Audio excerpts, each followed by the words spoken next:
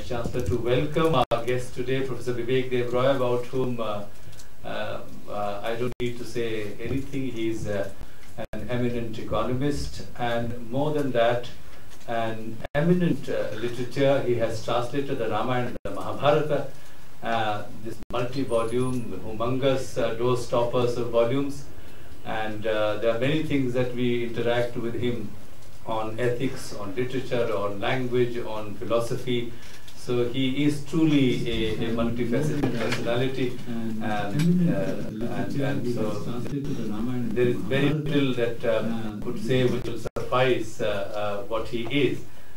But to welcome him, I would like to request our Vice Chancellor to give him a bouquet of flowers first.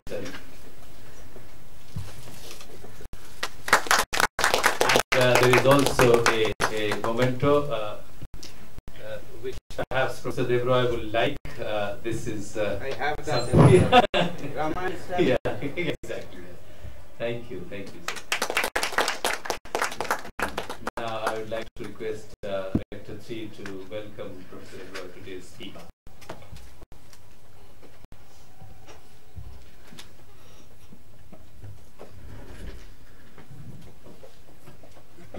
Honorable Vice Chancellor, Professor Jagdish Kumar, and today's speaker, Professor Bibek Debroy. Here we are going today to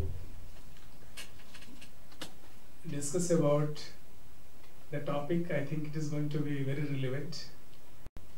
The series which we are organizing on Deendayal Upadhyay ji. So this is going to be the third lecture in this series. We are very happy that Professor Bibek Debroy has accepted our invitation and has come here in JNU to discuss about the title which you might be knowing already, Mahabharata and Governance. How the situations which have been described in the Mahabharata could be of relevance in today's time in terms of governance and governing the country, as well as at different levels of governance. So we would like to hear from him. At the same time, our coordinator for this program, Professor Hiramanji, is working on different aspects and trying to also have a Deendayal Upadhyay chair in the university.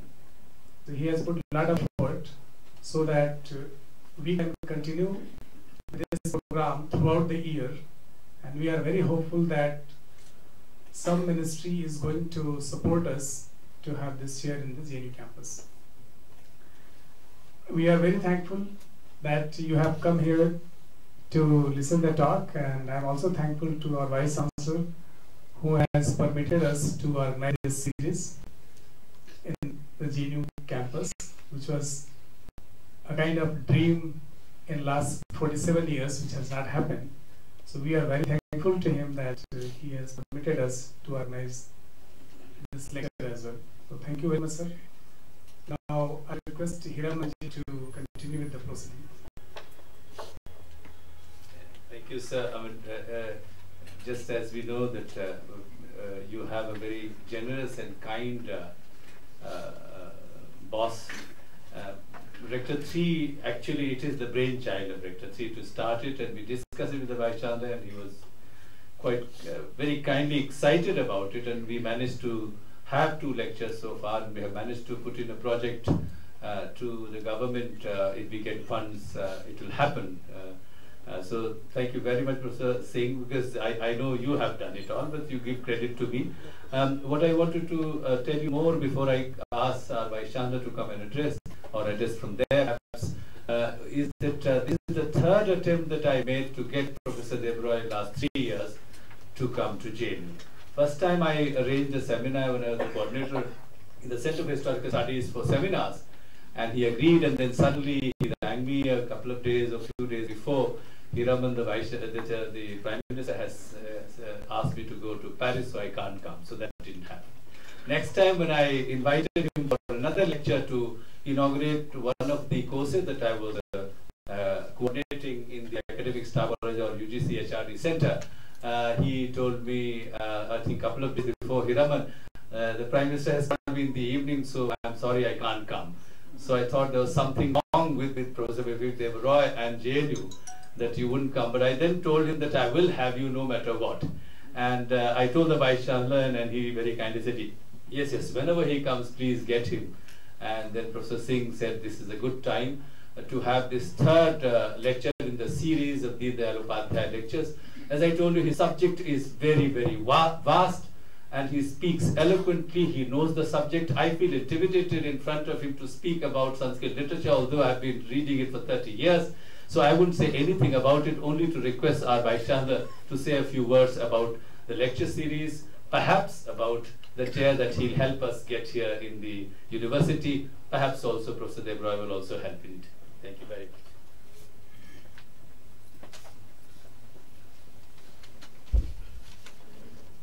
Friends, good afternoon.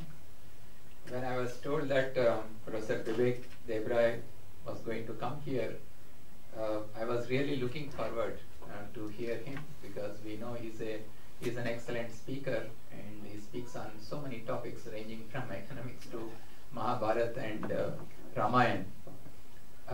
This is a good series that we have started. My compliments to Professor Rana Pratap Singh and Hiramanji for starting this Deendayal Upadhyay lecture series. We will continue to have this, and we will work very hard to establish the chair position in the name of Pandit Deendayal Upadhyay, so that his work can be understood and more research will be carried out on his thoughts. But having said that, today Professor Bibek Debroy is going to speak on Mahabharata and governance. For ordinary mortals like us, when we read Mahabharata, it only appears like a storyline with war and deceit and so on. But Mahabharata offers different things to different people. It is historical, there is history there is political theory, there is military strategy and philosophy and so on. And when I read a story recently, I even found that Mahabharata also emphasized on environment protection. Once when Pandavas go out, just before going out into the forest, Dharmaraja tells them that please don't kill any more animals than required. Don't cut any more trees than required. This idea of protecting the environment can be found even in those days. We are of course often led by idealism in our country and non-violence, which is good in a way, but sometimes stretching this idealism and non-violence to the extremes has also caused major turbulence in our country. Just to give you an example, in 1791, when Muhammad Ghor was defeated, he was captured, but he was let off. But the next year he comes back and defeats what was his name? The king who defeated Muhammad Ghor, Prithviraj Chauhan. No, he captures Prithviraj Chauhan and he kills him because Prithviraj Chauhan he let off Muhammad Ghor because he was driven by the idealism and he took a high moral ground. But on the other hand, in Mahabharata, we see that Krishna, he often advocates strategies which may on the surface look like immoral, but to achieve a moral cause, he says you use any strategy. So there are different things that we can learn from Mahabharata, and we are very glad that Professor Bibek Debroy is here to talk about some of those things which people like us may not often find in Mahabharata, because we only read it as a story. So I welcome Professor Bibek Debroy. I think Professor Hiraman Tiwari. No? Okay. I welcome Professor Bibek Debroy and take over the mic.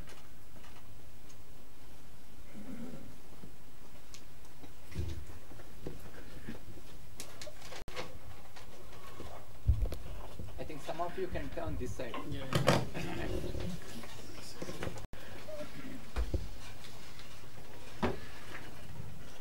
Respected Vice Chancellor, faculty members, and I presume there are some students as well. Thank you very much for inviting me, and thank you also to the Prime Minister for having been engaged elsewhere today in another conference. The title was not entirely chosen by me. Mahabharata and Governance. The title I would really like to speak on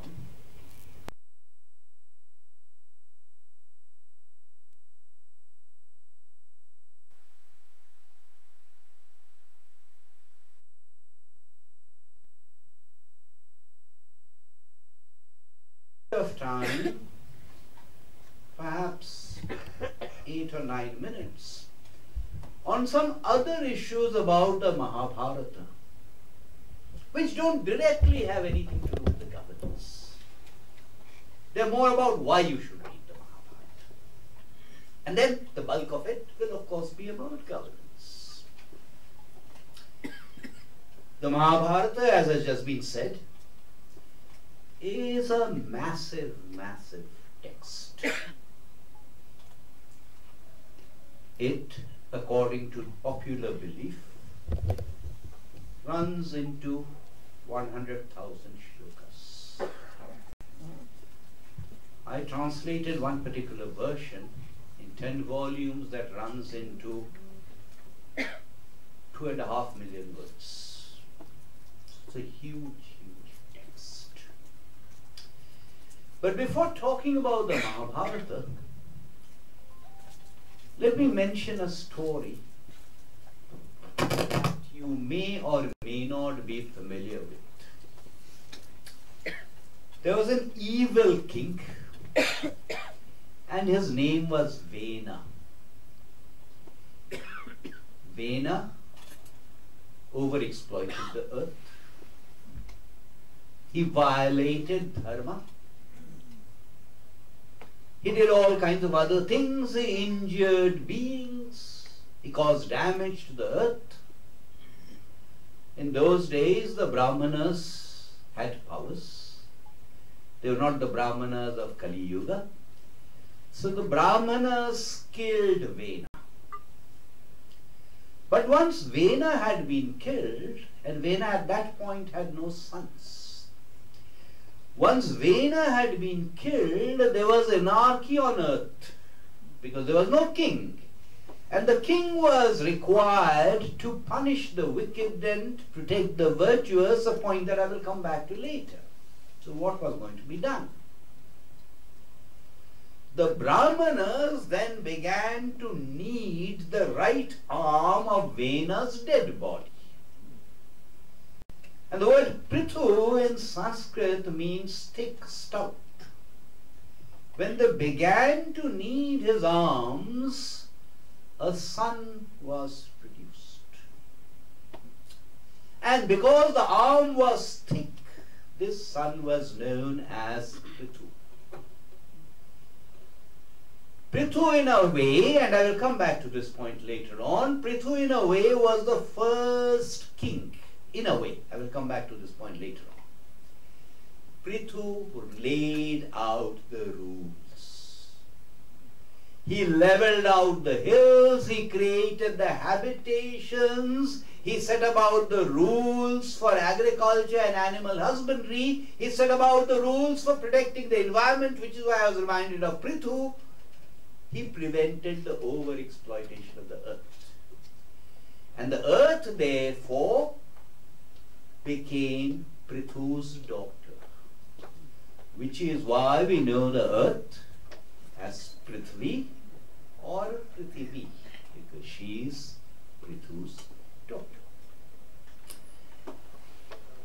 Let me mention 3 reasons why we should read the Mahabharata, and then I will come back to governance. These texts are all in poetry.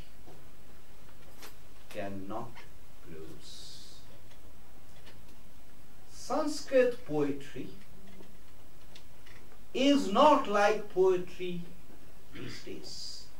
These days, most of the time, when we think of poetry, we think of rhyming. Rhyming in Sanskrit poetry is of relatively recent vintage.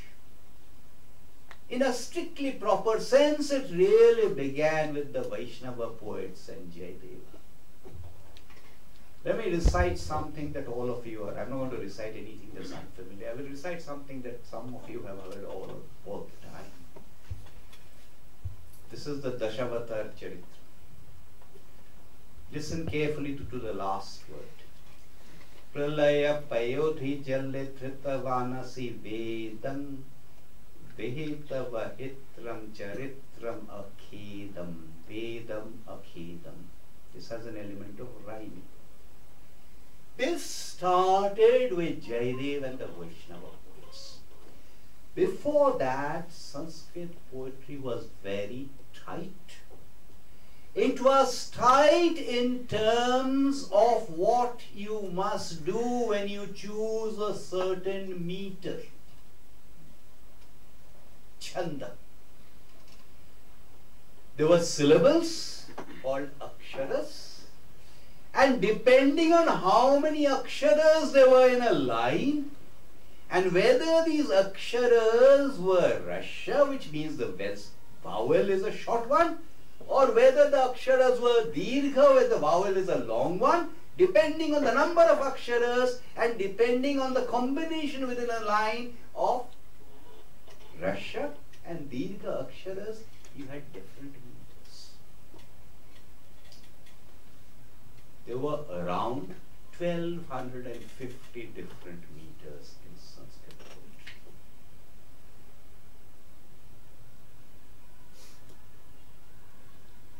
Let me recite something that's familiar to you, and then I'm going to ask you to count.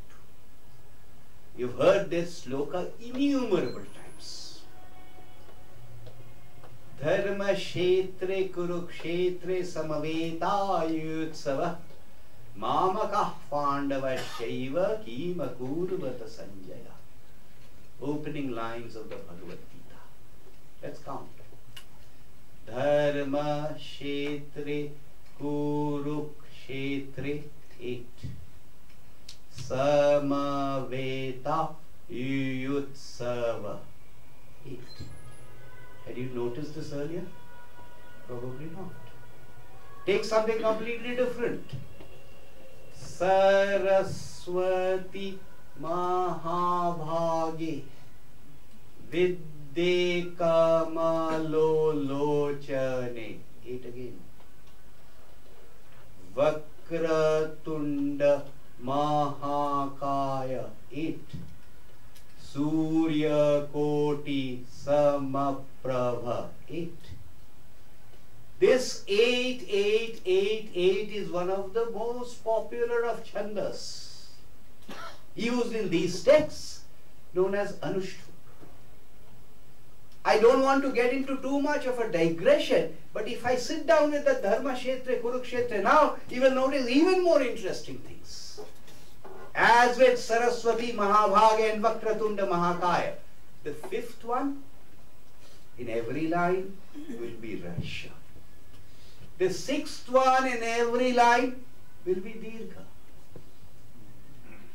Now these are things I feel is part of a legacy, but we are losing it.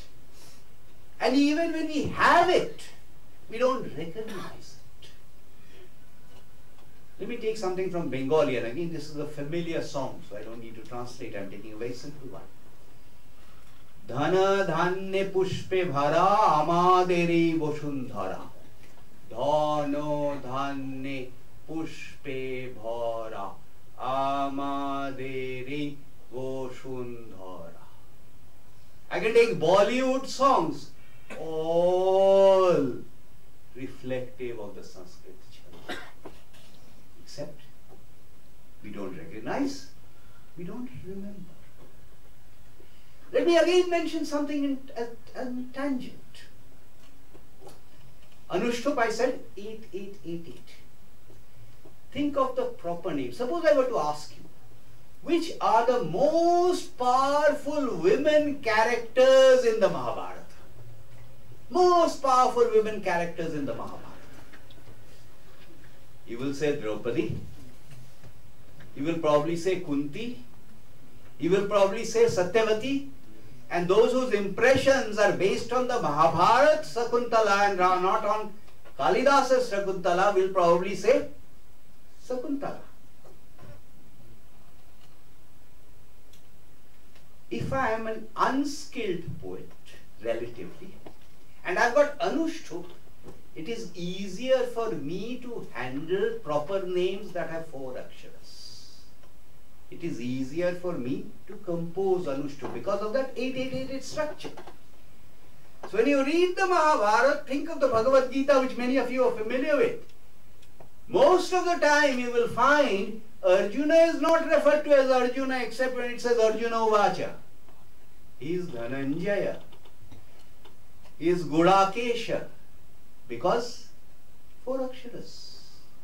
Bhima is normally referred to as Brikodara. 4. Now think of the names of those women characters. Satyavati, 4. Draupadi, 3, but she is not called Draupadi usually. She would be called Yagaseni. And so on and so forth. And think of the women characters, they mostly have names of 3 aksharas. And here we will sit down after thousands of years and ponder about whether Veda Vyasa was unfair to women. Now, I'm not stretching the point too much. Of course, there was a world that was unfair to women, but all he was probably doing, or whoever was following Veda Vyasa's footsteps, was just to use names that fit the 8-8-4-4 structure. So one reason you should read the Mahabharata is poetry. And there is a very wonderful contrast between Veda Vyasa's poetry and that of Valmiki. Valmiki, also a poet, had beautiful descriptions of nature, like Kalidas. Veda Vyasa never wasted his time with all of these things. So and so came, so and so did that. Nature is irrelevant, not particularly important. Second reason one should read the Mahabharata is the extent of geographical detail it has. Enormous amount of geographical detail. When I mention to people that, do you know that Baramulla is actually Varahamula, because that is where Vishnu in his Varaha incarnation dug up the earth. People say we had no idea. And indeed that is the case, because all of this geographical knowledge we have lost. The third reason why you should read the Mahabharata is the Mahabharata, the Ramayana, and even the Puranas. They are not myths. Of course there are embellishments, but in the core of these there is an element of history. The Mahabharata and the Ramayana are called Itihasa. Itihi asa, this is indeed what happened. And because they are dismissed as myths, after, Hiraman will correct me if I am wrong, after Parjitar and Pusalkar, no one has actually systematically tried to integrate them into our understanding of history. Now let me turn to governance. What does the word governance mean? How is it different from government? If the word governance is the same as government, then why do you have a different term? There are sophisticated definitions of the word governance produced by international organizations, the World Bank, the UNDP, the OECD, the EU. When you look at these definitions of governance, there is one common element that stands out, which is what distinguishes governance from government is the decision-making process and the participation of citizens in the decision-making process. As the Vice-Chancellor mentioned, often the perception is that the Mahabharata is about stories. Of course it is about stories.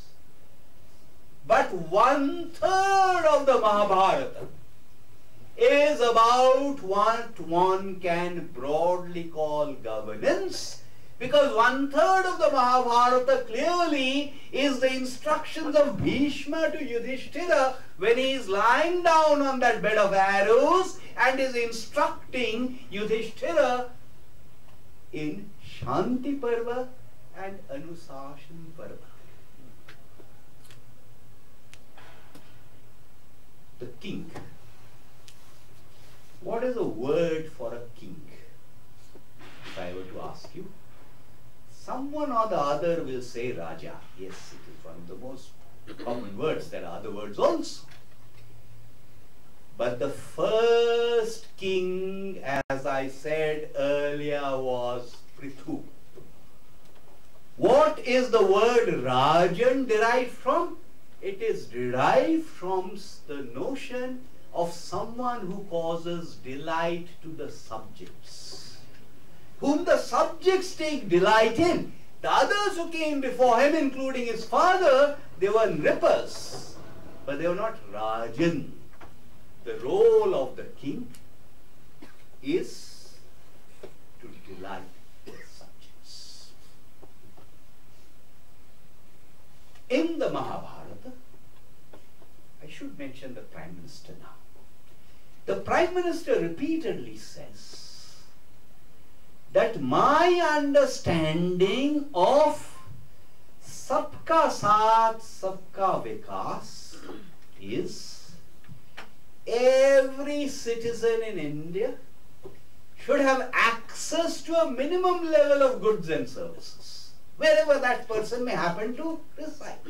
And every entrepreneur in India, not just the corporate chaps, should have an enabling business environment.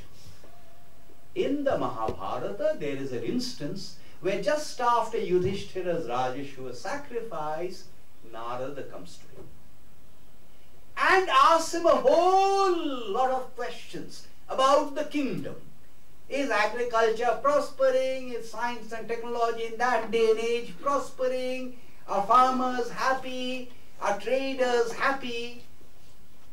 There is a similar incident also in the Valmiki Ramayana. If you look at those questions, the questions that Narada asked Yudhishthira are not remarkably different from the questions that would be asked of any government today, the government being the counterpart of the king. But let us look at what the king was supposed to do. This is important because these days we perpetually argue the government should do this, the government should do that. Why isn't the government doing this?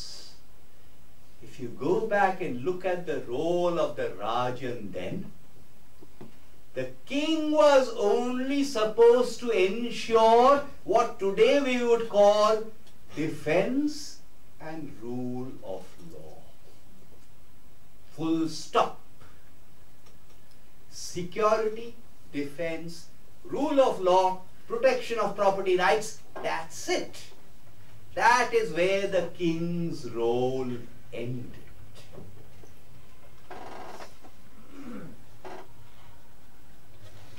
Let me give you an argument. This is from the side of criminal law. A rich person should never be imprisoned for a crime.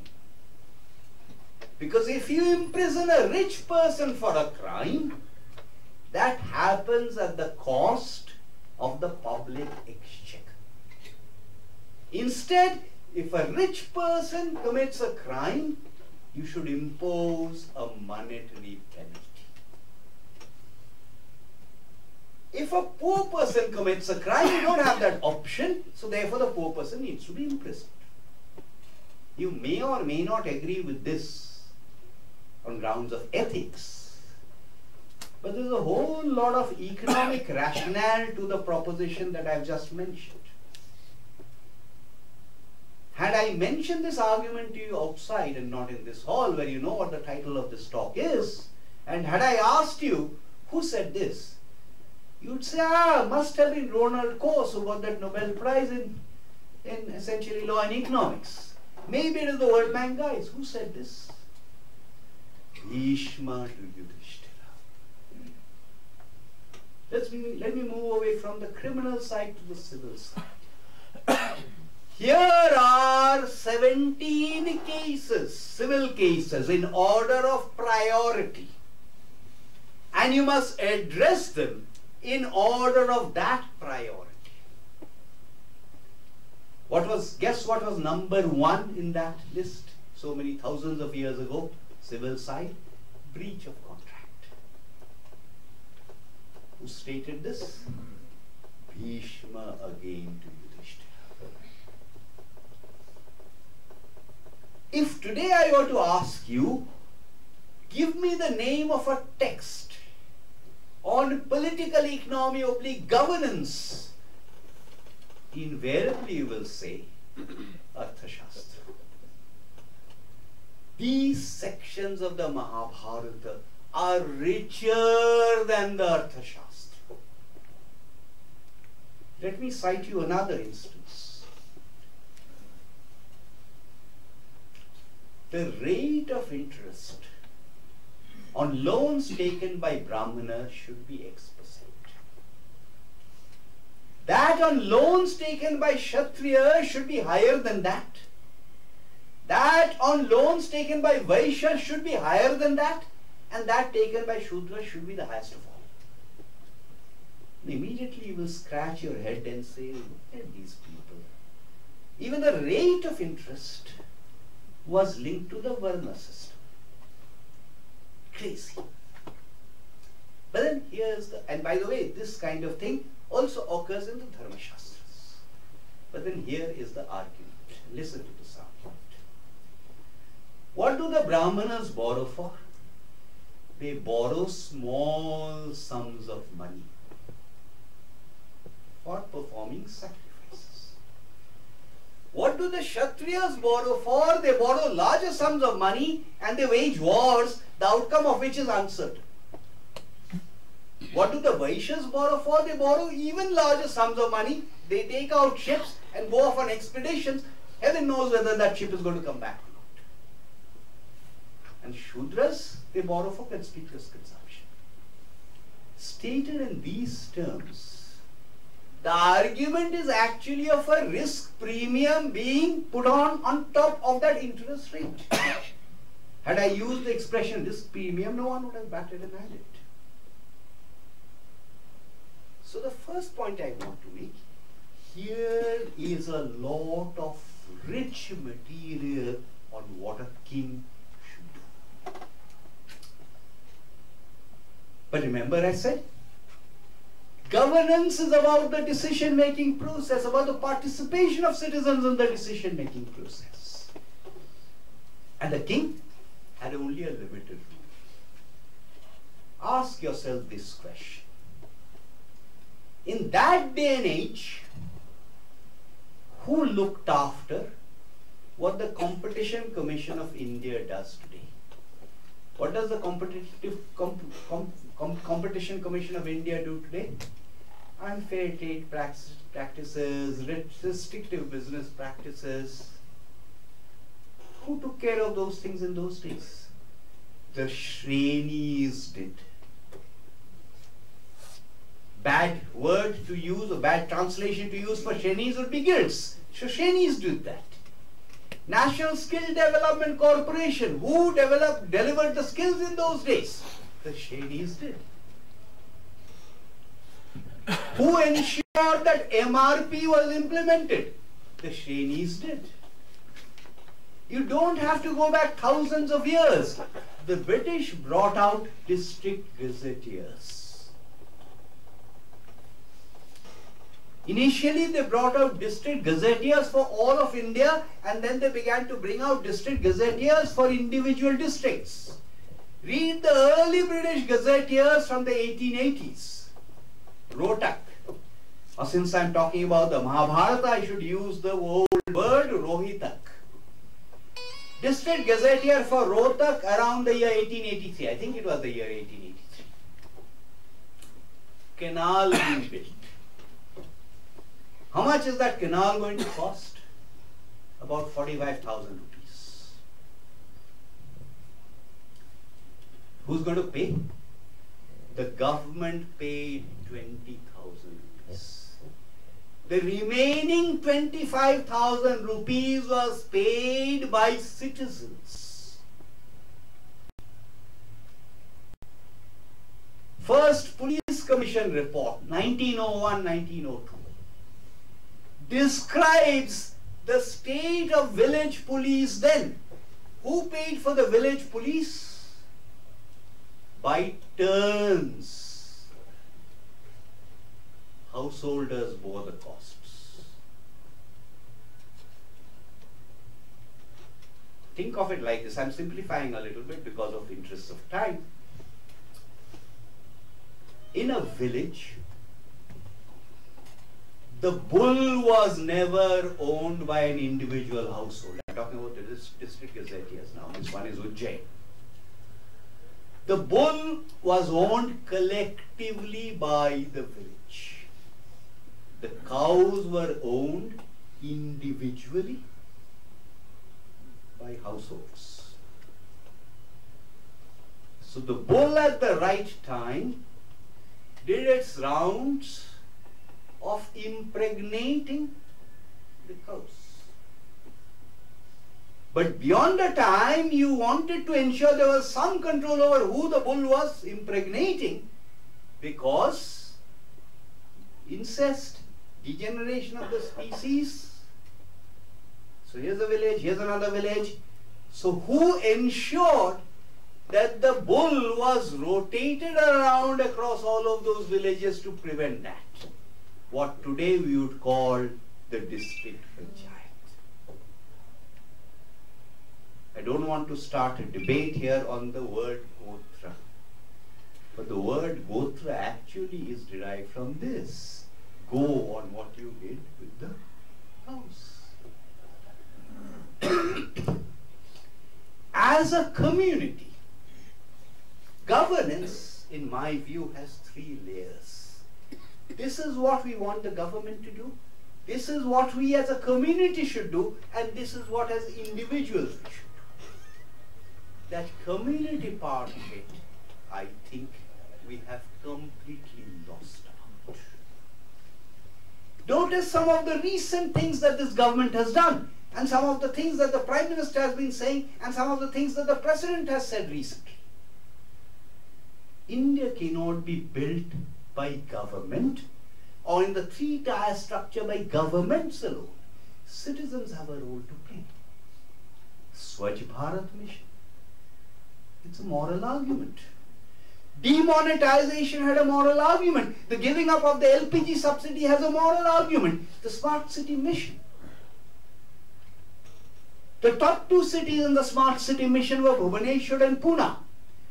But what was smart was devised under that template by the citizens of Bhubaneswar in consultation with the municipal government.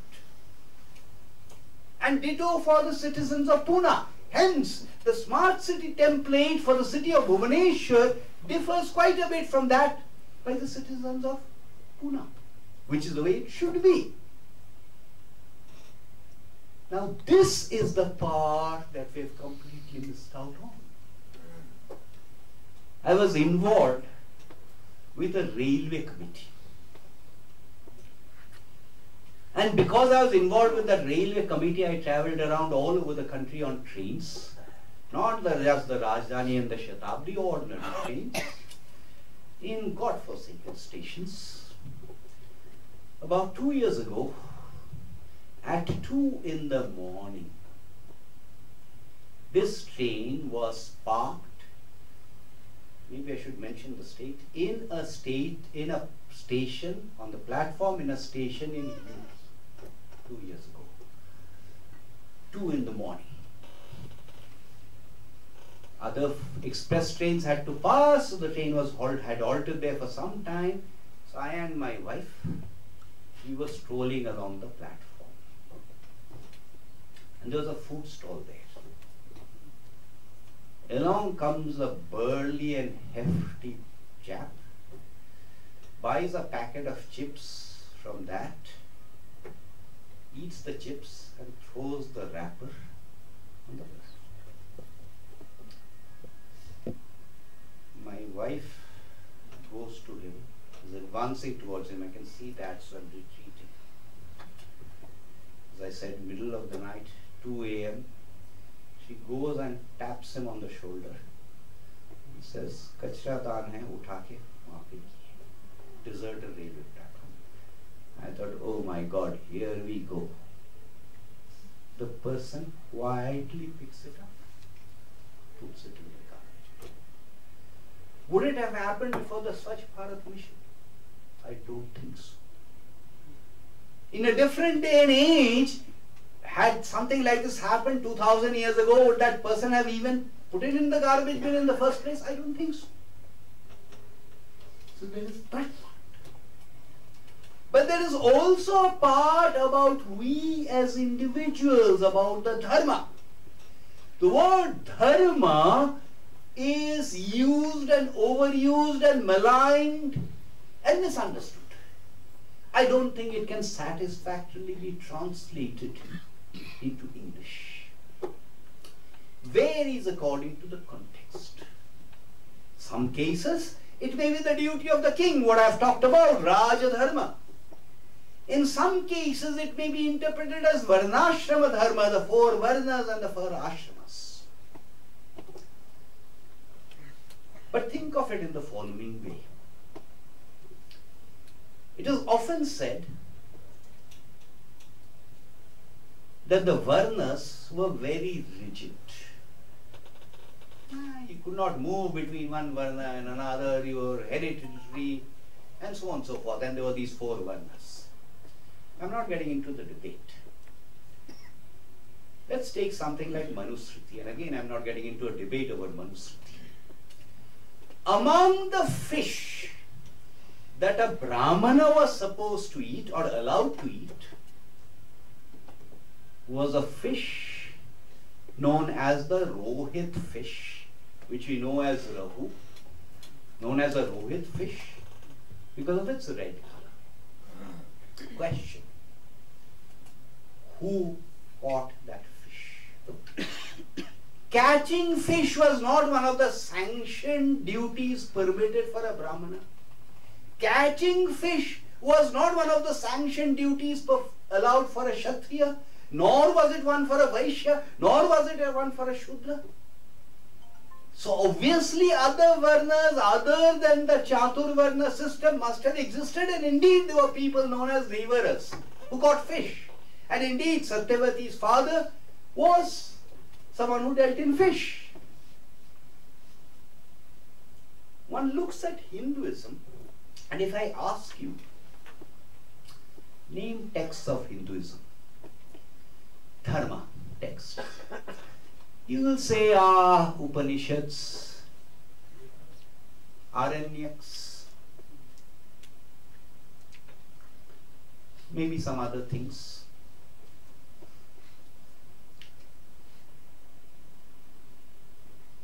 Who composed them? They were composed by people who had gone off on Vanaprastha or who had gone off on sannyas. or by people who were observing brahmacharya? How many people would have done that? Bhutan has a population of 700,000, and in Bhutan, lamas are publicly funded. Bhutan has a population of 100,000 lamas. The point I am making is, the brahmanas of that variety and the rajannas, the king. Notice in that day and age, the wars were between the heroes, the rajanya. There was very little of collateral damage, despite what it says about 80 Nakshinis being destroyed, either of the civil type or of the criminal type. The bulk of the population were not that kind of Brahmana, nor that kind of Kshatriya. So 95% of the population did then what they are supposed to do today, which is make money, provided you follow the rule of law, and provided you do not pursue, and I should mention this because of the person in whose name this lecture series is being started, you must have a balance between dharma, artha and kama. Any of these in excess is undesirable. Dharma in excess is undesirable, artha in excess is undesirable, meaning pursuit of those, and kama in excess is undesirable. The critical element, if you are a householder, is a balance. So most people were actually householders. In many parts of India, I have had to travel in the course of my work. In remote areas, particularly villages, in urban areas it is dying out. It's still there, but it's dying out. You go to someone's house at lunchtime, the person will say, "Khana kha ke jaiye."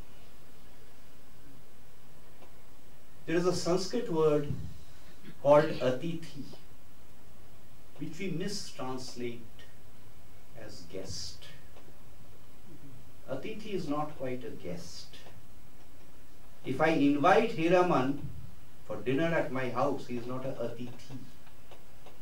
Atithi is a tithi, someone who turns up unannounced. If it is a guest who's turned up at an invitation, he is not an atithi. But an atithi must also be given the food. In many parts of India, because of patriarchy, there is a system now that the women of the household eat last. That's not what the householder's dharma was. Husband and wife ate last. Husband and wife ate last after making offerings to the gods, after making offerings to the ancestors, after making offerings to guests, after making offerings to animals and birds, ensuring that the servants had eaten. It is only after that that husband and wife eat. So the Swadharma is really about this, about maintaining that balance between dharma, artha and kama. In the Mahabharata you will find Yudhishthira being told 8 hours in the pursuit of dharma, 8 hours in the pursuit of artha, 8 hours in the pursuit of kama. This of course is a simplification. The idea is that you must devote your attention to all three.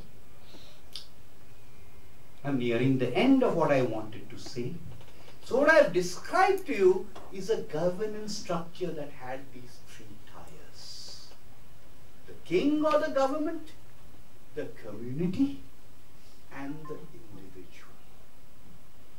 And because we do not read these texts, because we do not remember our legacy, because of the colonial legacy, and because of several other things that have happened after 1947, the community part of it has withered away. The individual part of it is also withering away. And what is just left is our demands of part of the government. Many of us travel to the West. We look at what it is like in the West and we say, why can't India be like that? Good question. Criticism is desirable. But remember, India's per capita income today is about $1,700 US.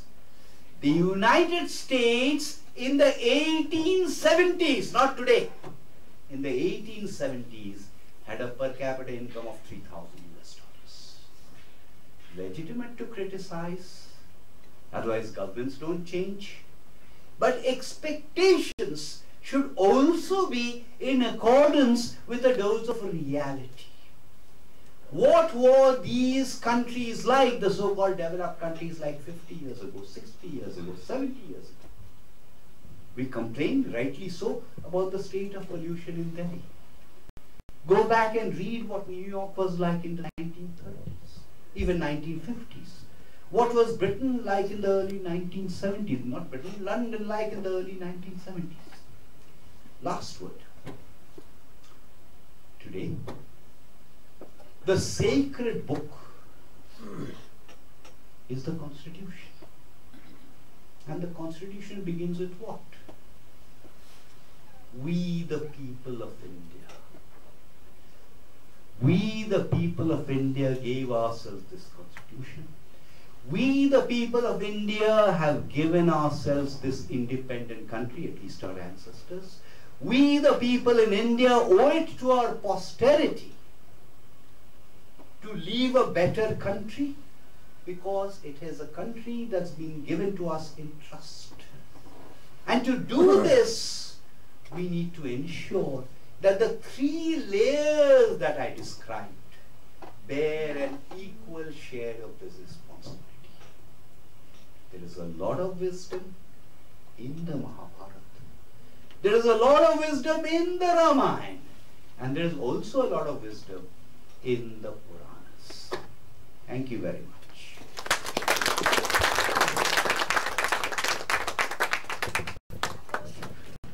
Thank you, Professor Debroy. As we heard, why do I call him a polymath? Because he wears so many hats. He is, of course, trade economist, as I said. He is a very senior member of the Niti Aayog. He is a very senior member of the Economic Advisory Council of the Prime Minister. But what we heard today was the real Professor Bibek Debroy, who took us through this very, very long, winding and beautiful journey. As our Vice Chancellor said, the Mahabharata is known for its stories, and I still believe that it is stories the way he has told story in Sanskrit is katha, which in other languages is called kaha. And except Iceland, there is not one country in the world which has even one national epic. India is blessed with two national epics, the Ramayana and the Mahabharata. He touched upon one, and of course he has translated the one that I'm talking about, the Ramayana, recently, only a few weeks ago. He has completed, it has been published. So I can go on giving a meta lecture on what he said about the Mahabharata and the notion of dharma that he's talking about, and he talked about.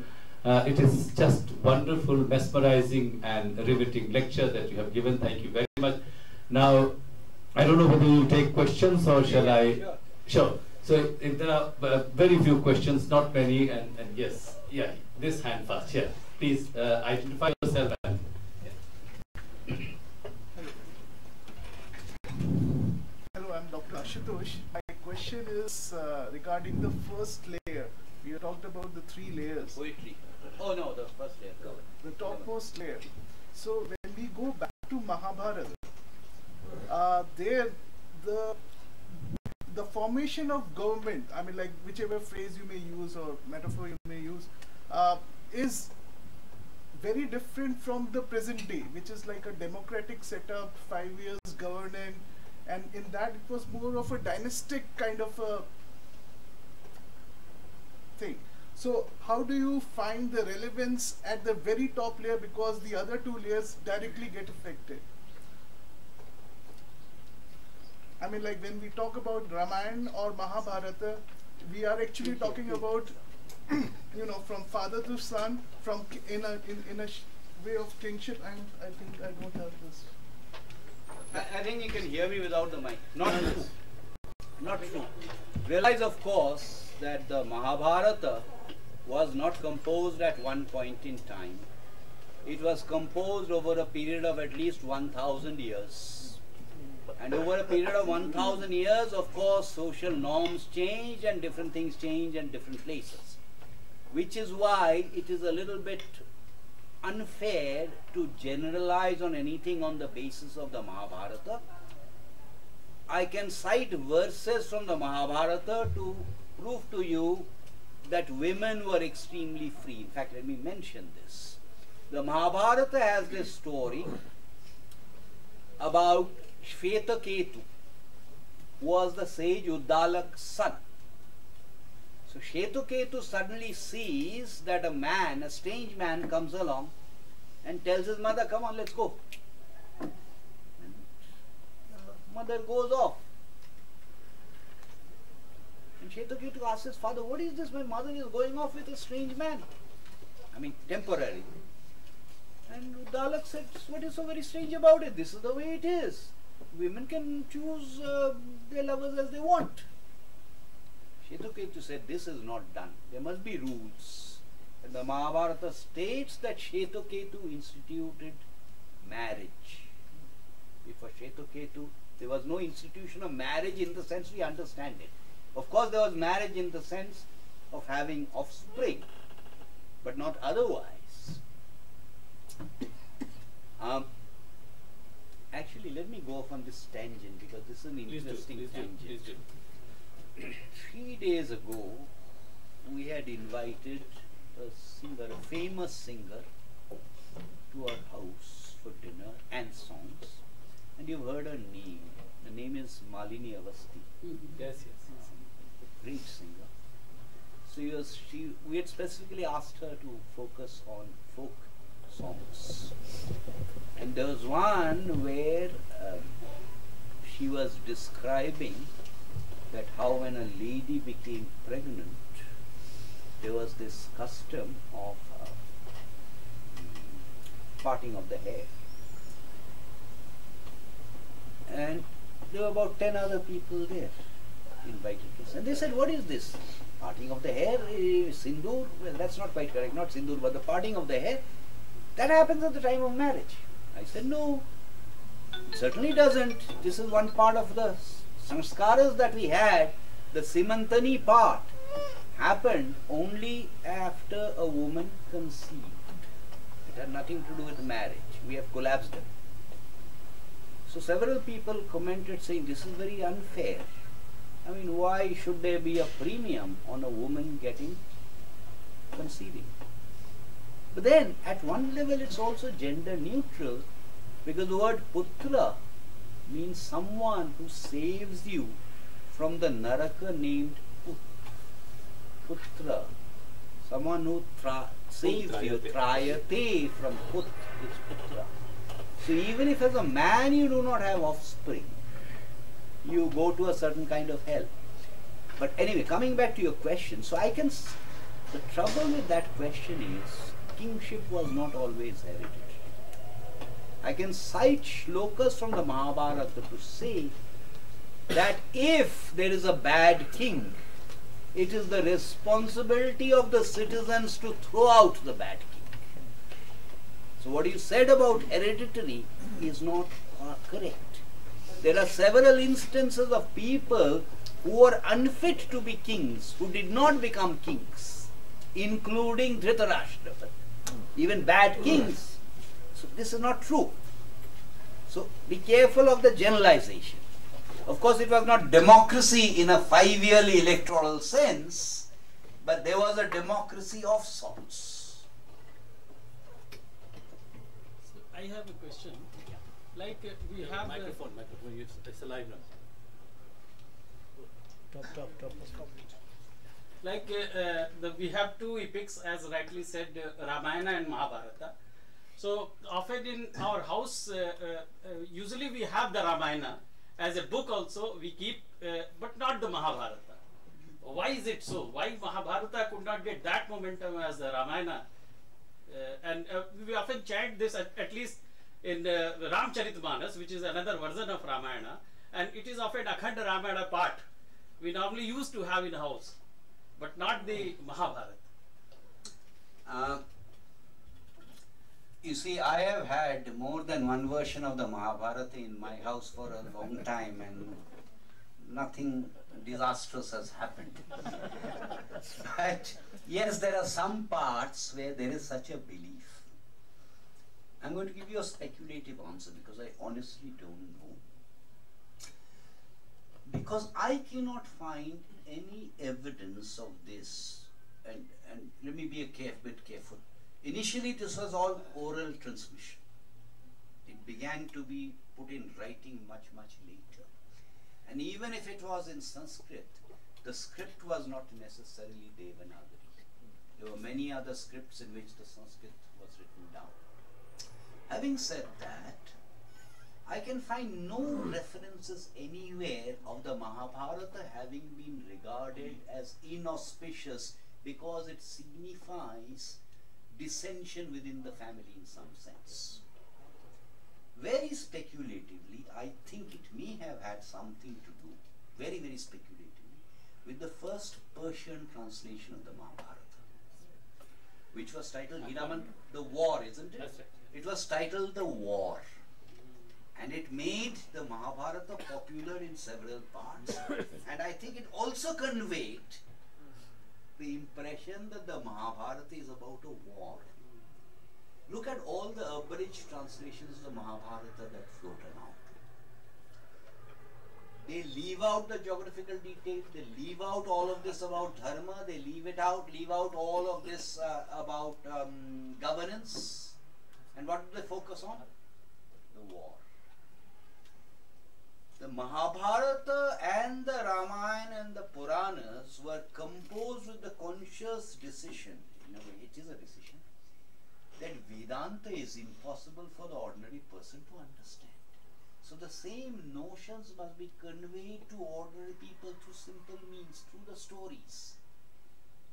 But because we have distilled it to this 2-minute noodle kind of stuff, we misunderstand what the Mahabharata is about. That, I think, is the answer. I'm just tempted to give an alternative answer because I'm also speculating. We may not have keep the Mahabharata in the real sense of why, because Mahabharata is 8 times the size of the Iliad and Odyssey put together. As Professor Debroy just mentioned, thousands of verses. I mean, one can go on chatting about it. But we do have the essence of the Ramayana, not only in the household, this is Bhagavad Gita, and which has every element that has been described, from the dharma to war to peace to mental distress and to come to peace with it. So that is one way that if you keep the I knew Ramayana as the Ramcharitmanas until I became a Sanskritist. So that is one answer. But yes, if there is one, yeah. No, but I'm reminded of something, so can I just... I'm not responding to you. I was reminded of something else. By the way, I think it's very difficult to JNU, but I think there should be a full-fledged course on the Mahabharata. There's enough material. But just I was just reminded of something. I'm going to cite a shloka. Listen carefully before you respond. The question is, where is this from? Listen very carefully before you respond. Where is this from? Yada yada hi dharmasya glanir bhavati parantapa abhyuthanang adharmasya tadatmanang sajamaham. Where is this from? I said, think very carefully. Gita is yada yada hi dharmasya glanir bhavati bharata abhyuthanang adharmasya tadatmanang sajamaham. What I cited was yada yada hi dharmasya glanir bhavati parantapa. Now, remember what I said at the beginning. Count. First Bharata. Yada yada hi dharmasya. 8. Glanir bhavati bharata. 8. Other one. Yada yada hi dharmasya. 8. Glanirvavati parantapa. 9. Chanda has broken down. That bit, yada yada hi dharmasya glanirvavati parantapa, is not from the Bhagavad Gita, but it is from another place in the Mahabharata. Proposition, that part was composed by an inferior poet. We have layers of composition of the Mahabharata. There was something that Vedavyasa composed, others came along and others came along.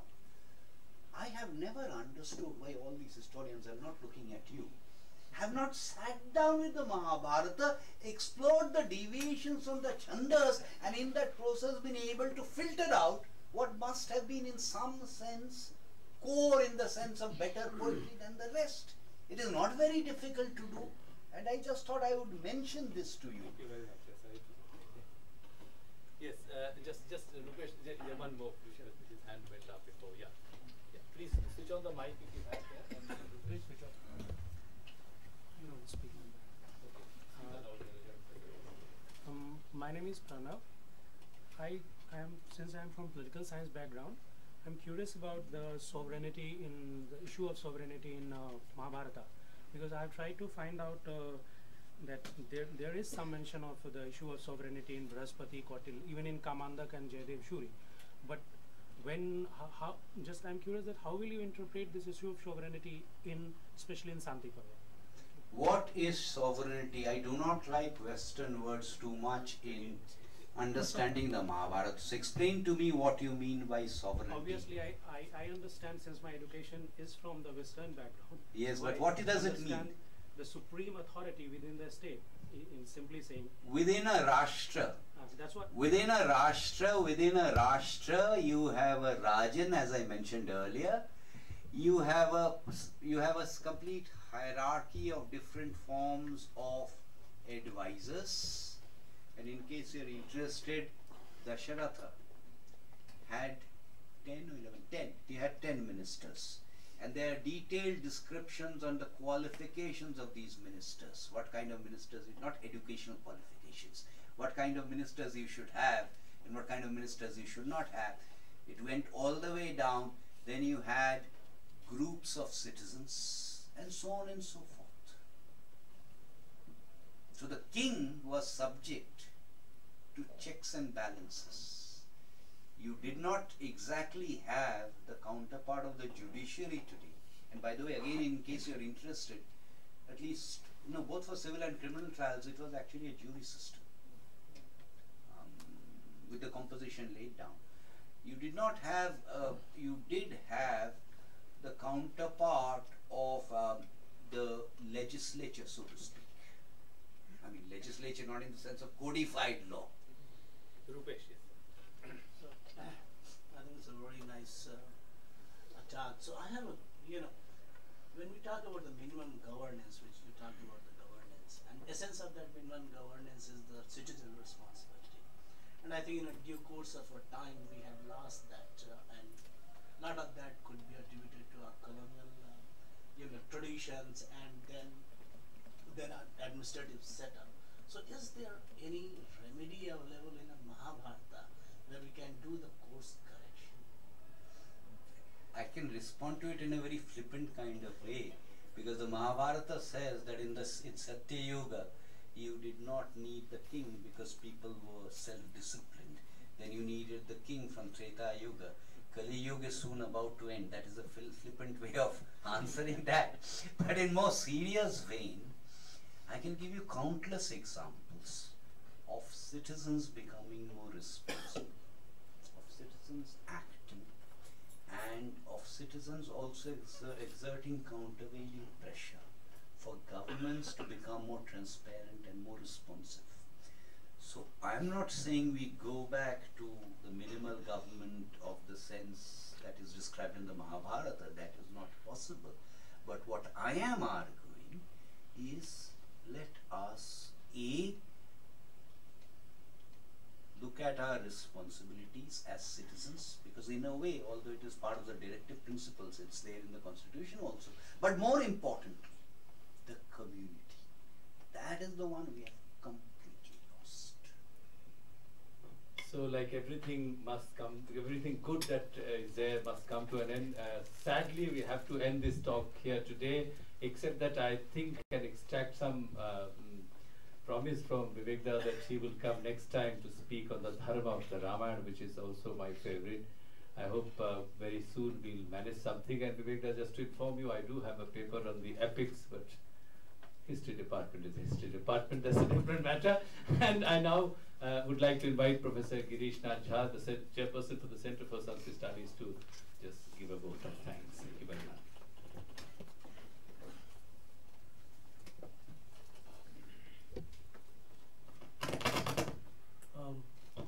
Thank you, Ramanji. It was a rare honor to listen to Bibek here. We have been interacting on Twitter, and we're planning to have his talk jointly organized by Sanskrit Center and Hiramanji. We'll do that sometime next time maybe. So this morning I was in Bangalore to talk at Samsung research, and I showed my Mahabharata. We have a database of Mahabharata on our server called Sanskrit server. The reason I showed Mahabharata, there was a question on the dichotomy of Aryan and Dravidian. So I was showing that the word Dravida is first mentioned in the Adi Parva Mahabharata, and the connotation is completely regional. The people belonging to the watery zones of India. So Dravida, Kerala, Choval, etc. are mentioned in Adi Parva Mahabharata. That's the first reference to Dravida. So the importance of these texts, we must read our text in original and to solve some of the vexed questions of history that the colonial historiography of India unfortunately put us in. So it's very important to read Mahabharata. Mahabharata is very important because of the knowledge it contains, as Vyasa himself says, Janne Hasti Nata Kvachit. So we have everything put in there, and as Shankaracharya in his commentary said, the reason Mahabharata was written because the people had access to all the knowledge in one place, and that too in a very simple language, and therefore the shloka meter was used. If the Vyasa had used some complicated meter like Manda Kranta, it would have been a very complicated text. The shloka was a very easy meter, and also by the time of Mahabharata, Manda Kranta is a beautiful meter. It's very complicated. 19 syllables, and you have 8 syllables.